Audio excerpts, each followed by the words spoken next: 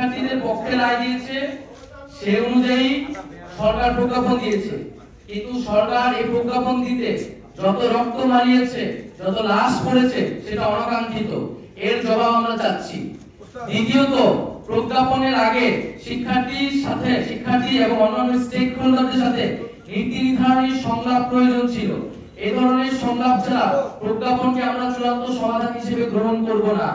তাই আমরা যথাযথ সংলাপের পরিবেশ তৈরি করে এবং সকল স্টেক হোল্ডারদের সমন্বয়ে আমরা একটি নীতি নির্ধারণী সংলাপ চাচ্ছি, এবং আমরা কোটা নিয়ে যাতে ভবিষ্যতে কোনো ধরনের সমস্যা না হয় সেজন্য একটি স্বাধীন কমিশন গঠন করার আহ্বান জানাচ্ছি।